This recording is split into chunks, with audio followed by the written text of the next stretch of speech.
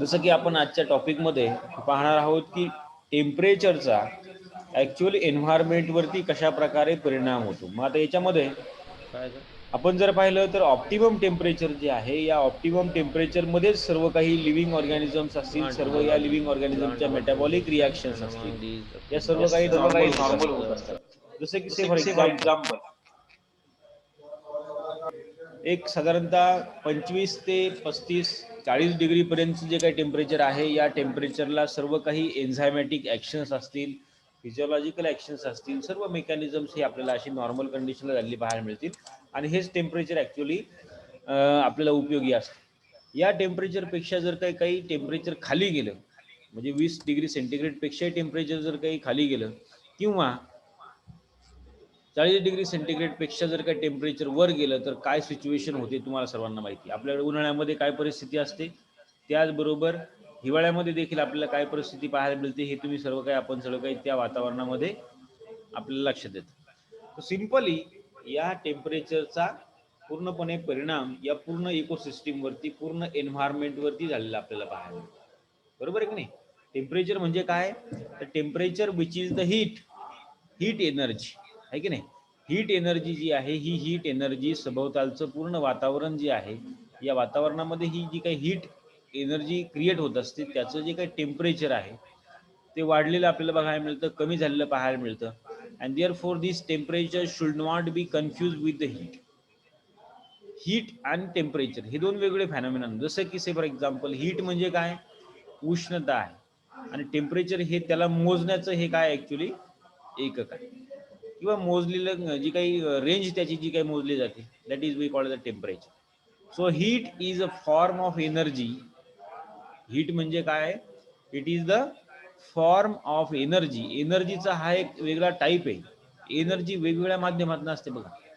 Energy म्हणजे प्रत्येक वेळेला ती गरम असेल असं काही नाही. कोल्ड सुद्धा एनर्जी आहे. थंड वातावरण जे काय असते की नाही, त्यामध्ये देखील एक वेगळ्या प्रकारची एनर्जी असते. हॉट वातावरण जे असेल त्यामध्ये देखील एक प्रकारची वेगळ्या प्रकारची एनर्जी असते. So again heat is one of the form of energy, or in other word it refers to quantity of energy that makes a thing or any kind which get hotter. म्हणजे एखादी वस्तू गरम होण्यासाठी आवश्यक असणारी जितकी काही एनर्जी त्या ठिकाणी आहे, आवश्यक आहे, त्या एनर्जीला ॲक्च्युअली हीट असं म्हटलं जातं. म्हणजे जसं की से फॉर एक्झाम्पल पाणी उकळण्यासाठी साधारणतः 100 डिग्री सेंटीग्रेड टेम्परेचर लागतं.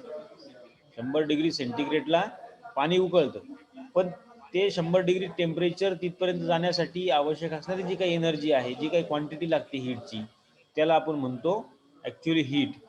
मग टेम्परेचर म्हणजे काय, तर temperature it is measures intensity of heat.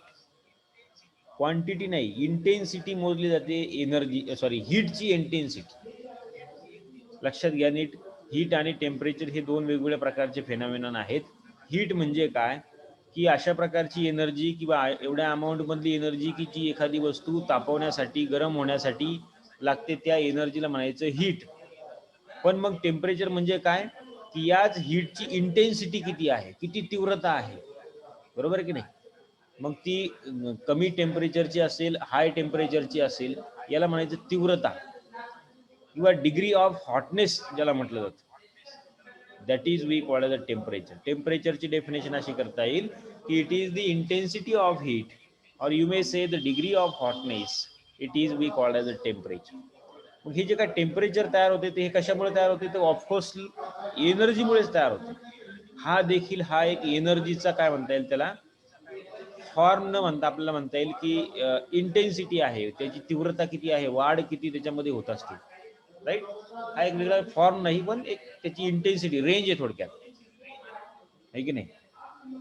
एनर्जीची एक रेंज आहे. जर जास्त प्रमाणामध्ये एनर्जी असेल तर त्या ठिकाणी ऑब्विसली टेम्परेचर वाढेल. त्या प्रकारामध्ये आपल्याला हे टेम्परेचर आपल्याला सांगता येईल. So both heat and temperatures, they are related words, where the heating as well as cooling of atmospheric air, it is occurs in three ways. बघा, ऍटमॉस्फिअरचा विचार जर केला आपण, जे काही वातावरण आहे हे वातावरण गरम कधी होते आणि थंड कधी होते, यामध्ये बघा 3 प्रकारे आपल्याला हे फ्लक्च्युएशन झालेलं पाहायला मिळेल. पहिला आहे ते म्हणजे रेडिएशन्समुळे.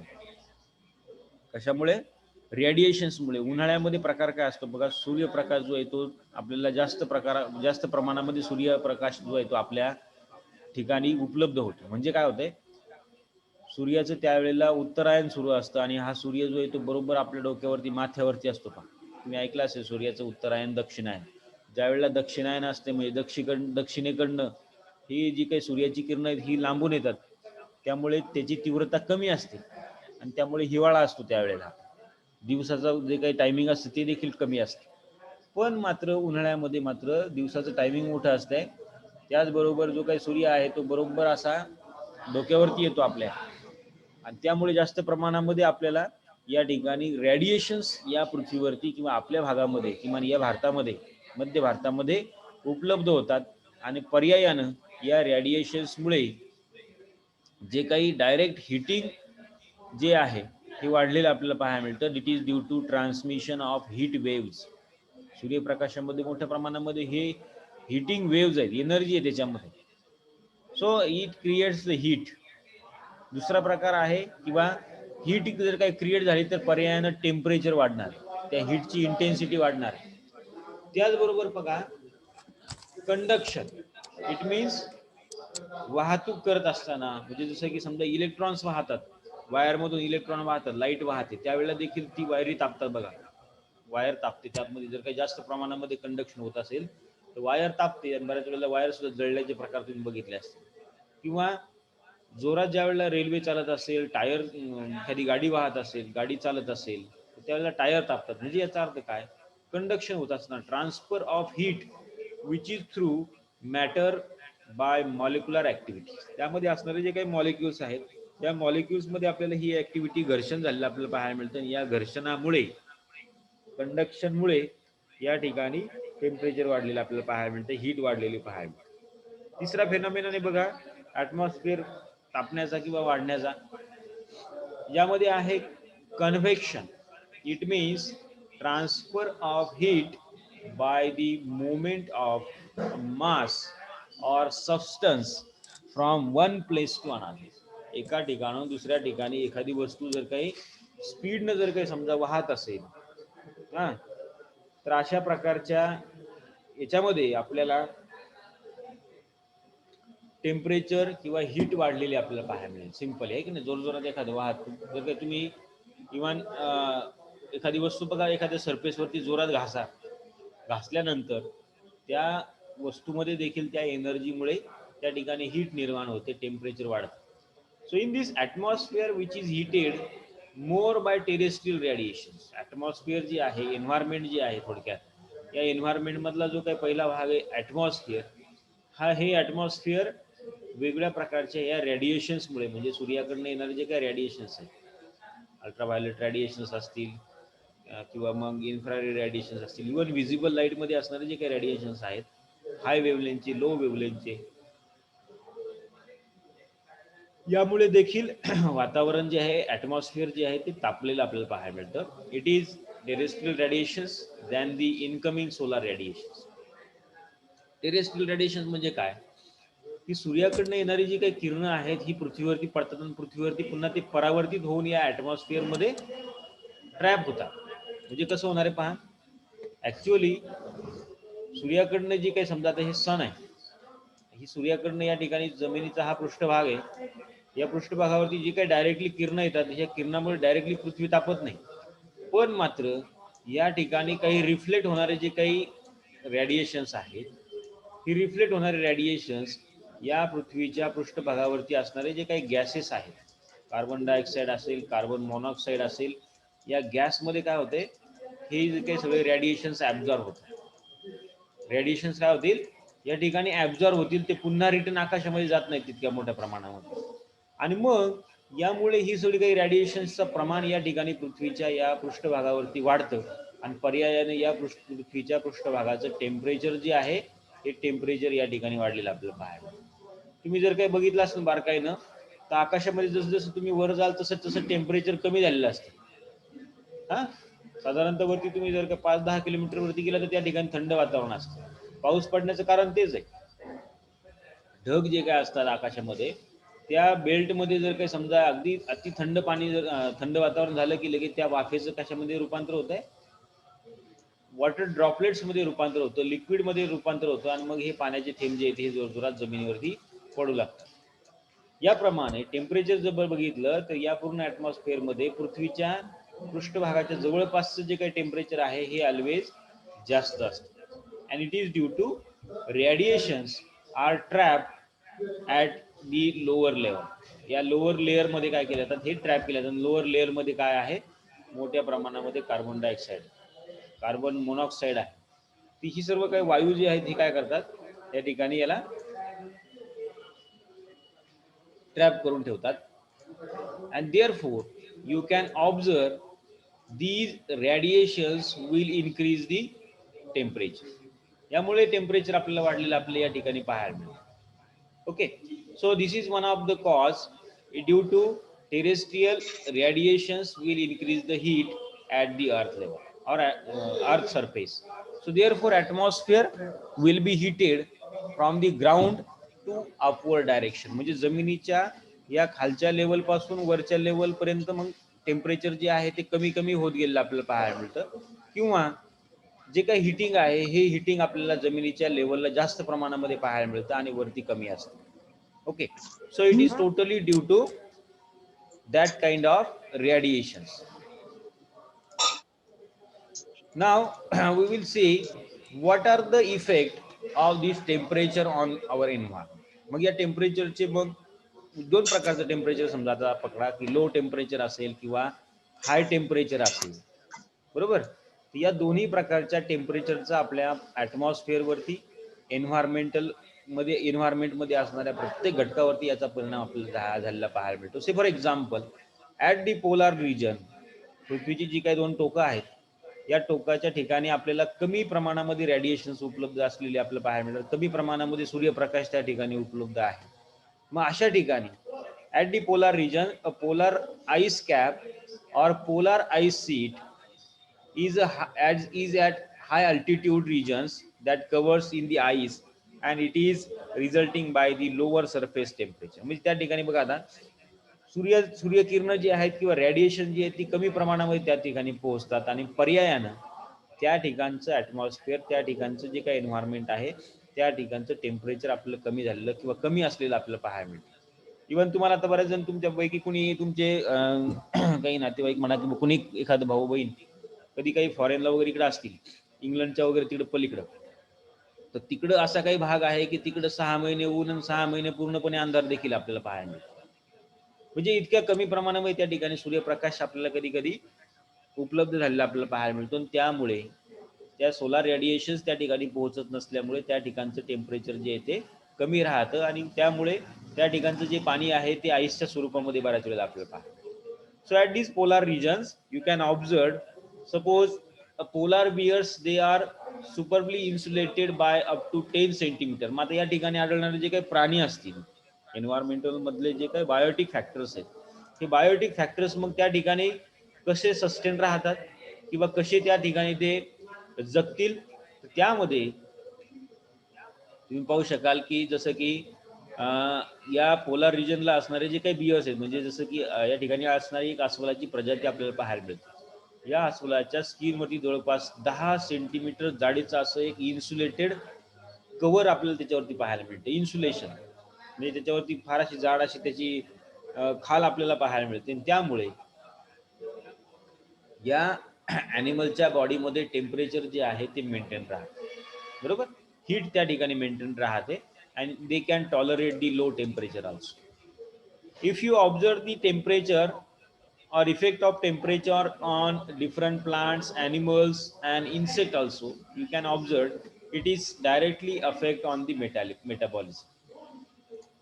या टेम्परेचरचा त्या इन्सेक्टच्या मेटाबॉलिझमवरती, प्लांटच्या मेटाबॉलिझमवरती, त्याचबरोबर प्रत्येक ॲनिमलच्या मेटाबॉलिझमवरती आपल्याला परिणाम झालेला पाहायला मिळतो. म्हणजे कसा होणार आहे सिंपली, आता पहा प्रत्येक लिव्हिंग ऑर्गॅनिझम आहे, या प्रत्येक लिव्हिंग ऑर्गॅनिझमच्या बॉडीमध्ये आहे की नाही, प्रत्येक लिव्हिंग ऑर्गॅनिझमच्या शरीरामध्ये बायोकेमिकल पाथवे या ठिकाणी कंडक्ट होत असतात. जसं की प्लांट असेल तर प्लांटमध्ये फोटोसिंथेसिस होणारे, रेस्पिरेशन होणारे, वेगवेगळ्या प्रकारचे बायोमॉलिक्युल्स त्या ठिकाणी तयार होणार आहेत. त्याच प्रकारे ॲनिमलमध्ये देखील वेगळ्या प्रकारचे एन्झाईम्स त्या ठिकाणी क्रिएट होत असतात. DNA रेप्लिकेशन आहे. हे सगळ्या प्रोसेस ज्या वेळेला होत असतील त्यावेळेला त्या ठिकाणी टेम्परेचर महत्त्वाचा फॅक्टर आहे. टेम्परेचर जर काय ऑप्टिमम टेम्परेचर असेल तर आणि तरच आपल्याला ह्या सगळ्या काही गोष्टी ज्या आहेत ह्या नॉर्मल लेवलला झालेल्या आपल्याला दिसतात. So that is temperature will directly affect on our metabolism. Temperature जर काही कमी झालं तर या गोष्टी होणार नाही.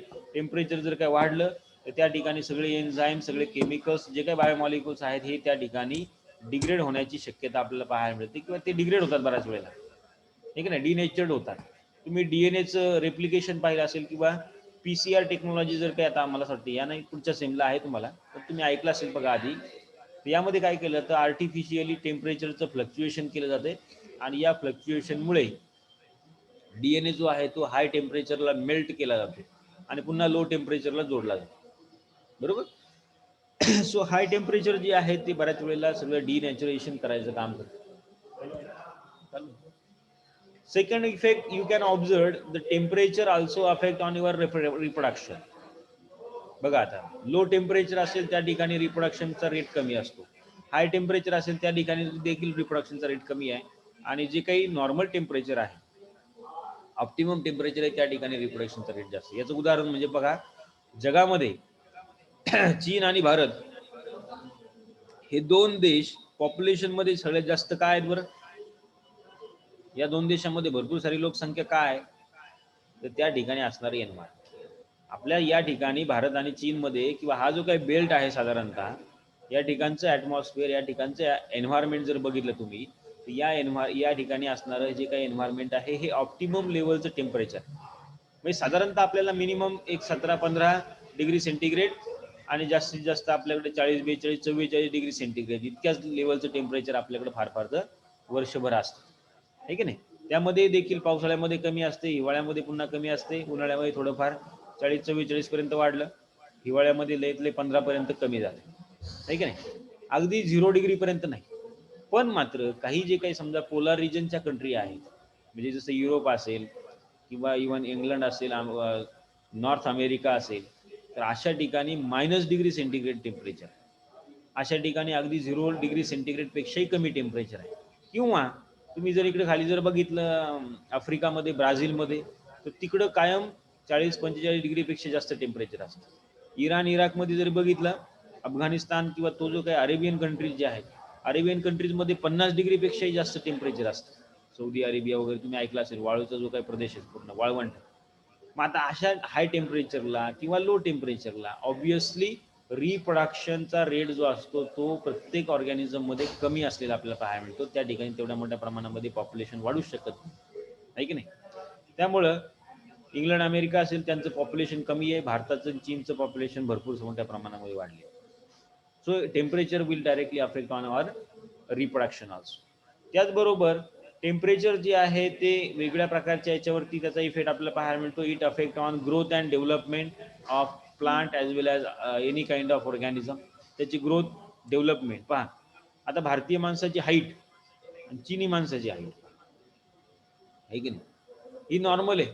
पण मात्र तिकडे तुम्ही जर काही कोल्ड कंट्रीजमध्ये गेला तर तिकडे त्या ठिकाणी त्या लोकांची हाईट जी आहे ती भरपूर वाढलेली आपल्याला पाहायला. बरोबर. मग हे मधले जे काही राष्ट्र आहे चीनी असेल किंवा हा जो काही भाग आहे या ठिकाणी त्या लोकांची हाईट कमी काय याप्रमाणे त्यांची ग्रोथ अँड डेव्हलपमेंटवरती त्या टेम्परेचरचा परिणाम. याचबरोबर प्लांटवरती देखील आपल्याला हा परिणाम पाहायला मिळतो. आपल्याकडे उदाहरण घ्या जसं की फॉर एक्झाम्पल आपल्याकडे विदर्भामध्ये टेम्परेचर जास्त असते ॲज कम्पेअर टू वेस्टर्न घाट किंवा साऊथ इंडिया. तर मग आपल्याकडे साहजिकच आपल्याकडे ज्या प्रकारचे जे काही प्लांट आहेत हे झुडूपवर्गीय प्लांट जास्त आहेत. श्रबी प्लांट आपल्याला जास्त प्रमाणामध्ये पाहायला मिळतात. आहे की नाही. पण मात्र तिकडे ज्या ठिकाणी टेम्परेचर कमी आहे, हिमालयामध्ये टेम्परेचर कमी आहे, त्या ठिकाणी उंच वाढलेली आपल्याला झाडं पाहायला मिळतील. बघा एवढंच नाही तर याचप्रमाणे क्रॉसिंग ओव्हर असेल म्हणजे क्रोमोझोम मध्ये होणारं जे काही क्रॉसिंग ओव्हर आहे बिफोर मिओसिस त्या ठिकाणी देखील आपल्याला याचा इफेक्ट आपल्याला झालेला पाहायला मिळतो. त्या ठिकाणी हाय टेम्परेचर असेल तर त्या ठिकाणी क्रॉसिंग ओव्हर होत नाही आणि त्यामुळे म्युटेशन्स निर्माण होतात. याचबरोबर सेक्स रेशो असेल, सेक्सचा रेशो आपल्या इकडे मुद्दा आहे. जसं की काही ॲनिमल आहेत बघा, त्यामध्ये मेल फिमेल तयार होण्याचं जे काही प्रमाण आहे ना, ते बदललेलं आपल्याला पाहायला मिळतं. ॲबनॉर्मल टेम्परेचर जर काही व्यवस्थित नसेल तर त्या ठिकाणी हा जो काही सेक्स रेशो असतो, मेल फिमेलचं जे काही 50-50% जे काही नॉर्मल लेवलला प्रमाण असायला हवं, ते या ठिकाणी बदललेलं आपल्याला पाहायला मिळतं. हाच इफेक्ट इव्हन माणसामध्ये देखील दिसतो बरं, ह्युमन बिंगमध्ये सुद्धा आपल्याला पाहायला मिळतो काही ठिकाणी. ज्या ठिकाणी समजा टेम्परेचर कमी जास्त आहे की नाही, अशा ठिकाणी मग आपल्याला मेल आणि फिमेल यांच्या संख्येमध्ये तफावत असलेली आपल्याला पाहायला मिळते. You can also observe the temperature will affect on coloration. Simply आहे की नाही, पहा किती सोपं आहे. ज्या ठिकाणी टेम्परेचर जास्त असणार आहे त्या ठिकाणी ऑब्व्हियसली त्या ठिकाणची माणसं जी आहे ती थोडीशी सावळ्या रंगाची असतील. त्या ठिकाणी असणारे पक्षी जे आहेत हे डार्क कलरचे असतील, प्राणी सुद्धा डार्क कलरचे असतील, आहे की नाही. सो कलरेशन पिगमेंट ज्या ठिकाणी वाढलेले आपल्याला पाहायला मिळतात as oppose to the high temperature. आणि लो टेम्परेचर ज्या ठिकाणी त्या ठिकाणी पिगमेंट डेव्हलप होत नाही, त्या ठिकाणी मग अशी ती ढवळी पांढरुकी गोरी घुमटी माणसं आपल्याला पाहायला मिळतील. बरोबर. जसं की फॉरेनर येतात आपल्याकडे, पहा त्याचं स्किन कलर एकदम असा पांढरुका असतो, कारण का तर त्यांच्याकडे त्या जे ज्या ठिकाणची नेटिव्ह आहेत त्या ठिकाणी तेवढ्या मोठ्या प्रमाणामध्ये टेम्परेचर नसतं. त्यात तोच प्रकार आपल्याला बाकीच्या इतर प्राण्यांमध्ये, पक्ष्यांमध्ये किंवा बाकीच्या लिव्हिंग ऑर्गॅनिझममध्ये देखील आपल्याला पाहायला मिळतो. पुढची एक स्लाईड तुम्हाला त्यातनं दाखवतो. त्याचबरोबर मॉर्फॉलॉजीवरती या टेम्परेचरचा परिणाम आहे. ओके. मॉर्फॉलॉजी म्हणजे कसं बघा, समजा तसे फॉर एक्झाम्पल इथे बघा, हे प्लांट ख्रिसमस ट्री आपण ज्याला म्हणतो, असं हे खाली झोपलेलं प्लांट असतं, जमिनीच्या दिशेने याच्या फांद्या वाढलेल्या असतात. अशोकाचं झाड कसं आहे आपलं, तो त्याप्रमाणे. आता ही मॉर्फॉलॉजिकल मॉडिफिकेशन होण्याचं कारण काय, या ठिकाणी असणारं लो टेम्परेचर आहे, या ठिकाणी बर्फ पडत असताना ते बर्फ जे आहे ते गळून पडावं म्हणून याप्रमाणे प्लांटच्या फांद्या ज्या आहेत त्या खालच्या दिशेने वाढलेल्या आहेत. त्या प्लांटच्या लीफची साईज कमी झालेली आहे की नाही, मोठमोठ्या आकाराची पानं या ठिकाणी आपल्याला पाहायला मिळणार नाही. म्हणजे याचा अर्थ काय की मॉर्फॉलॉजी जी आहे प्लांटची, या मॉर्फॉलॉजीवरती या टेम्परेचरचा परिणाम होतो. त्याचप्रमाणे हाय टेम्परेचर असणाऱ्या ठिकाणी या ठिकाणी या प्लांटच्या मॉर्फॉलॉजीमध्ये फरक आपल्याला पाहायला मिळतो. म्हणजे जसं की डायरेक्टली त्या लीव्हचं स्टेमचं मॉडिफिकेशन होतं आणि याप्रमाणे फायलोड्स किंवा फायलाइड्स तयार होतात. निवडुंगामध्ये तुम्ही बघितलं असेल आहे की नाही, जे काही निवडुंगा असते बघा याच्यावरती, नंतर या ठिकाणी ज्याच्यावरती काटे असतात, हा अशा ठिकाणचं अशा प्रकारचं हे निवडुंग तयार झालं आपल्याला पाहायला मिळतं. ॲलोवेरा असेल, नंतर ब्रायोफायलम, या वेगवेगळ्या प्रकारचे जे काही झेरोफायटिक प्लांट आहेत, या झेरोफायटिक प्लांटमध्ये आपल्याला हे मॉडिफिकेशन पाहायला मिळतं, ॲडॅप्टेशन पाहायला मिळतं. And this is due to high temperature. Okay. तर अशा प्रकारे हे टेम्परेचर जे आहे, या टेम्परेचरचा आपल्याला या ठिकाणी एन्व्हायरमेंटमध्ये असणाऱ्या वेगवेगळ्या प्रकारच्या घटकांवरती, वेगवेगळ्या प्रोसेसवरती त्याचा परिणाम झालेला पाहायला मिळतो. इथे पाहिलं या स्लाइडमध्ये.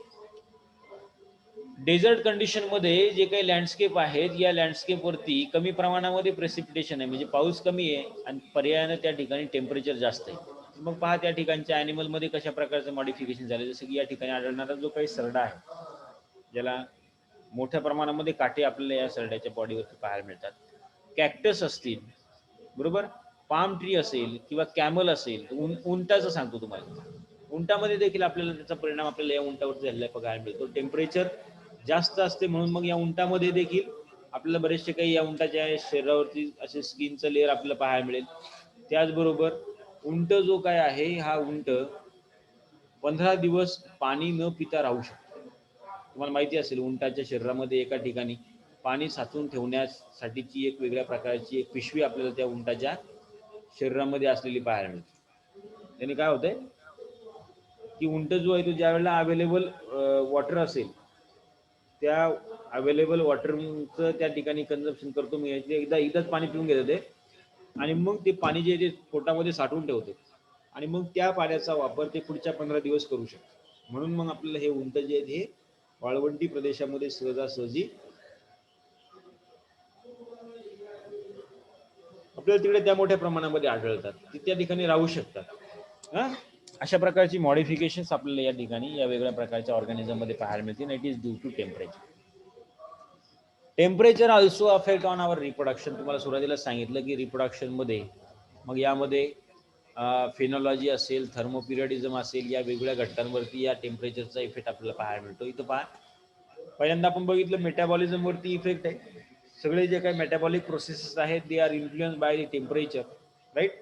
They are normal at the optimum temperature, but at low temperature and high temperature they will get degrade or they will unstable, right. So the temperature regulates the activity of enzymes. All chemical reactions in the body of organisms are controlled by the temperature.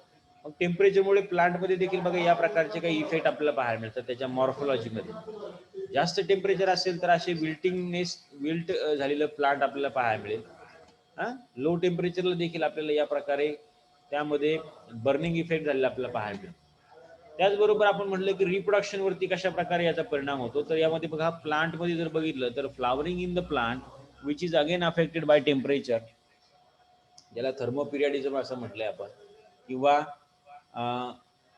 वर्नलायझेशन असं देखील म्हटलंय. Low टेम्परेचरला त्या ठिकाणी प्लांटला flowers येतात. So it is response of plant to rhythmic diurnal fluctuations in the temperature, which is important factor in the phenology of plant. Okay. फेनॉलॉजी म्हणजे काय, या ठिकाणी जे काही पिरियॉडिकल फेनॉमिनॉन आहे प्लांटचा, म्हणजे ज्याला किती प्रमाणामध्ये लाईट आवश्यक असते, किती प्रमाणामध्ये डार्क कंडिशन आवश्यक असते for the flowering. So time of flowering in related climate, that is we called as a phenology. Okay. Animal मध्ये जर बघितलं तर मॅच्युरेशन ऑफ गोनॅड किंवा सेक्स सेल जे आहेत या मॅच्युअर होण्यासाठी त्या ठिकाणी टेम्परेचर महत्वाचा फॅक्ट असतो, की where the liberation of gametes they are takes place at the particular temperature only, which varies from species to species, and breeding in some animals remains unaffected by temperature throughout the year, whereas in some breeding occurs only in summer seasons. काही प्राणी बघा हे only अशा ठिकाणी ज्यावेळेला temperature असेल, normal temperature असेल त्यावेळेला मग त्या प्राण्यांमध्ये देखील ब्रीडिंग आपल्याला पाहायला मिळतं, त्या ठिकाणी रिप्रोडक्शन होतं. काही स्पेसीज बघा जसं की some species they may have two breeding seasons, दोन सीझन असतात, one in spring season and other in fall seasons. Say for example blow fly, Calliphora sericata नावाची एक फ्लाय आहे. त्या फ्लायमध्ये जर बघितलं तर number of eggs they have laid down per female and increase in temperature. जसं जसं टेम्परेचर वाढेल तसं तसं त्या प्रमाणामध्ये त्या फिमेलकडनं अंडी देण्याचं प्रमाण वाढतं. जसं की 32.5 डिग्री सेंटीग्रेड टेम्परेचर जे आहे ते आयडियल मानलं जातं. But the number will get decreases with further increase in the temperature. त्यानंतर पुढचं जर काही टेम्परेचर वाढत गेलं तर मग मात्र त्या अंडी देण्याचं प्रमाण जे आहे त्या फ्लायमध्ये कमी झालेलं आपल्याला पाहायला मिळतं. तर अशा प्रकारे वेगवेगळ्या प्रकारे या टेम्परेचरचा रिप्रोडक्शनवरती त्याचबरोबर मॉर्फोलॉजीवरती आपल्याला इफेक्ट झालेला आपल्याला पाहायला मिळतो. तोच प्रकार आपल्या इंग्लिश बघा, temperature also affect the fecundity of animals. Fecundity means what, it is the reproductive capacity of animal. किती प्रमाणामध्ये ते रिप्रोडक्शन करू शकतात त्याला म्हणायचं फेकंडिटी.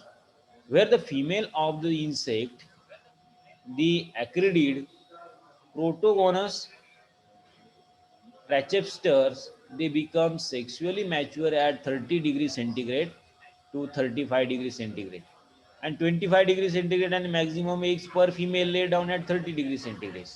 ग्रास हॉपर मध्ये देखील हाच परिणाम आपल्याला पाहायला मिळतो, की ते 32 ते 22 डिग्री सेंटीग्रेडच्या दरम्यान आपल्याला जास्त प्रमाणामध्ये त्यांच्याकडनं ते एग लेईंग झालेलं आपल्याला पाहायला मिळतं.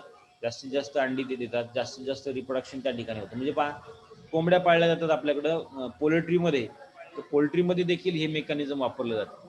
पोल्ट्रीमध्ये जर काही त्या कोंबड्यांपासून जर काही तुम्हाला भरपूर मोठ्या प्रमाणामध्ये अंडी जर आवश्यक असेल तर त्यांना त्या प्रकारचं ऑप्टिमम टेम्परेचर प्रोव्हाइड करावं लागतं. लो टेम्परेचर जर काही झालं हिवाळ्यामध्ये तर त्या कोंबड्या अंड देत नाहीत.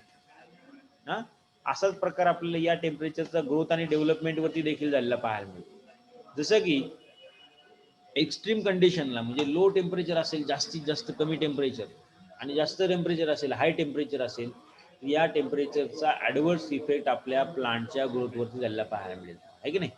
टेम्परेचर जर वाढलं तर प्लांट सगळे काही नॉर्मली ग्रो होईल का नाही, बर्निंग होईल, प्लांट जळून जातील. कारण का तर त्याच्यामध्ये होणाऱ्या ज्या काही ऍक्टिव्हिटी आहेत त्या होणार नाहीत, राईट. लाईक वेज लो टेम्परेचरला सुद्धा ह्या गोष्टी घडतील. Like low temperature will bring about such a cold injuries like desiccation. आपण मागे डिस्कस केलं होतं बघा, कोल्ड इंजुरीज स्ट्रेस फिजिओलॉजीमध्ये डेसिकेशन होईल, चिलिंग इंजुरी झालेली आपल्याला पाहायला मिळेल, म्हणजे बर्निंग